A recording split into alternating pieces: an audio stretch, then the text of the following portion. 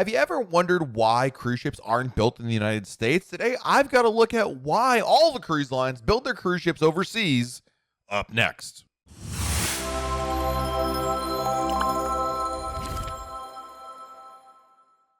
Hey everyone, it's Matt from RoyalCaribbeanBlog.com, and were you aware that modern cruise ships are not built at all in the United States? We've been talking a lot on this channel about Icon of the Seas, and before that, it was Wonder of the Seas and Odyssey of the Seas, but no matter the cruise line out there, the mega ships of today are not built in the U.S., and a lot of people want to know, why is that? Is that intentional? Is there a good reason for it? And regardless if it's Royal Caribbean's newest mega ship, a super yacht for Silversea, or anything else in between, none of the major cruise lines build their ships in the U.S. No matter if we're talking about a 6,000 passenger vessel, a 1,000 passenger vessel, big ships just aren't built in the U.S. for the cruise industry. Cruise ships are primarily built in shipyards in Europe, such as Meyerwerft in Germany or Chantier de l'Atlantique in France. All of Royal Caribbean ships have been built in one shipyard or another in Europe over the years. Other lines build their cruise ships elsewhere, including Europe, but the bottom line is no one builds cruise ships in the U.S., and I wanted to know why.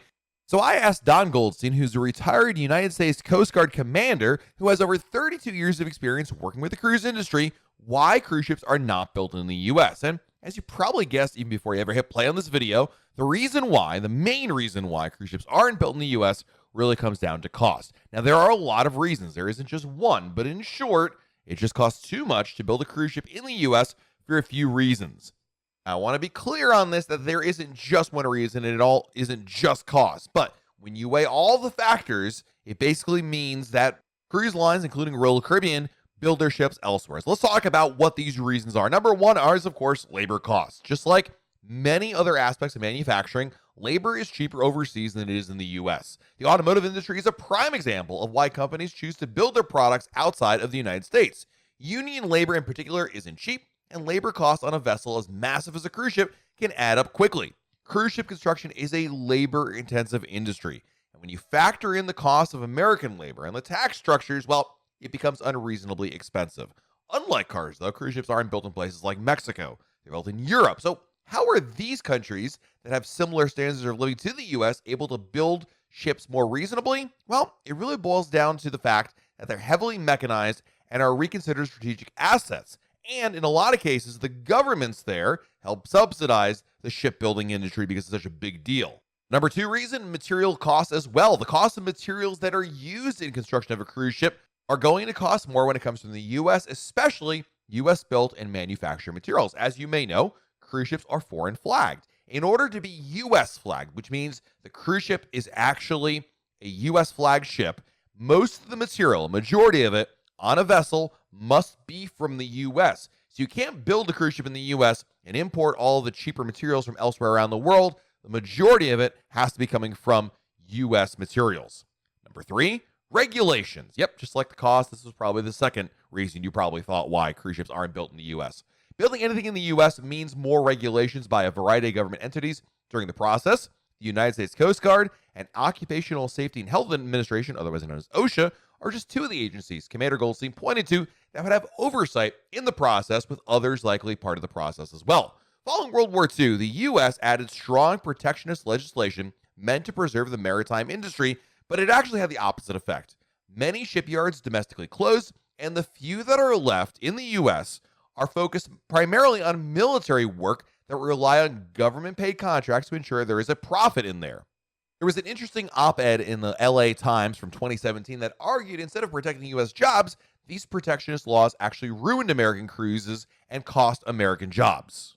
As an example, in 2001, there were Southern senators from the U.S. who wanted to arrange for U.S. taxpayers to subsidize a shipyard in Mississippi that could build a cruise vessel. It tried, and it failed. Within a year, a bungled, half-completed hull was declared unfloatable and was towed across the Atlantic to be completed in Germany for a Norwegian cruise line.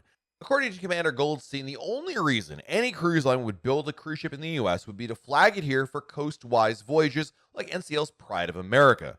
By going that route, it brings into play a lot of regulatory protocols, such as U.S. materials and equipment, as we talked about earlier, U.S. shipyards, which are subject to U.S. labor laws, OSHA requirements, and Coast Guard inspection. According to Commander Goldstein, most other countries don't have a regulatory agency like the U.S. Coast Guard. Instead, they let the classification societies do the majority of the inspection and certification work. And some of them are very good, and some are not so careful about adherence to the international requirements. OSHA rules designed to keep shipyard workers safe are expensive. To illustrate that point, let's also look at the Hyundai shipyard in South Korea in 1987, in which a U.S. tanker was there to be inspected.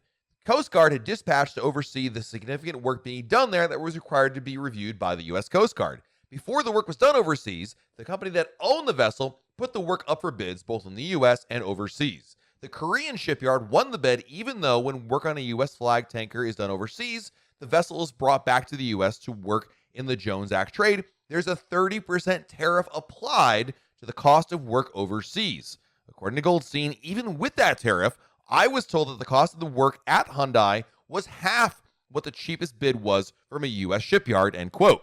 So as you can see, the extra costs to build a cruise ship in the U.S. are substantially more than overseas, and it's part of the big reason why cruise lines choose to build their ships elsewhere. Then, of course, we got to talk about the fact that many cruise ships, in fact, all cruise ships, are foreign flagged. Since the cruise ships are built outside the U.S., they cannot be flagged as an American vessel. American shipyards are not equipped with experience building modern cruise ships, nor do they have the capacity or supply chain to assemble cruise ships. Cruise ships these days are almost all foreign flagged, with registrations in places like Panama, the Bahamas, Liberia, or elsewhere. And to register a ship with any country, by the way, and fly their flag, a company has to pay them a fee to join the ship registry. Besides the issues outlined earlier in this video, the costs for a ship registry in the U.S. are much higher than other countries. And of course, there's still one more reason that even if tomorrow, all of a sudden, some shipyard in the U.S. wanted to start building cruise ships, well, it's going to be very much an uphill battle. There are only a few shipyards in the entire world that specialize in cruise ship construction, and they really do dominate the market. Most of the cruise ships that are built these days are in 4 yards, 1 in Japan or 3 in Europe, and it really boils down to, again, the cost and expertise involved. We talked about the costs already, but don't forget, because there are only a few yards that can build cruise ships, that expertise is pretty much locked up there. So if you're going to invest $1 billion with a B dollars into a brand new cruise ship, you're really going to want to make sure you have the best workers out there. The result is these 4 yards continue to dominate, and it's also why you're just not going to see many other yards building them. And because these yards cater to the cruise industry, their logistics chain is maximized to supply that niche, thus allowing them to be more competitive on pricing than, again, another kind of upstart yard, whether it's here in the U.S. or frankly anywhere else in the world. I also think it's important that while talking about the reasons why cruise ships are built outside the U.S., this isn't a video that's all about why maybe they should be built in the U.S. I have no problem with them being built overseas. Like any business out there, you want to make sure you're building your product at the right cost and also maintaining the right kind of quality that's out there. And for whatever the reasons may have been many years ago that the U.S. has gotten away from shipbuilding, that's okay because there's plenty of other options that are there. I'm very proud of what we do here in the United States. There's many aspects of this country that make it great. Building cruise ships doesn't need to be one of them, but I think it's important to understand why that is. I think you might be equally curious about it as much as just wanting to know the nitty-gritty. Hopefully this video helped you out. If it did, hit the like button, subscribe to our channel, and turn on your notifications. That way, YouTube lets you know we have a brand new video to share. This has been Matt from RoyalCaribbeanBlog.com, and we'll talk again real soon.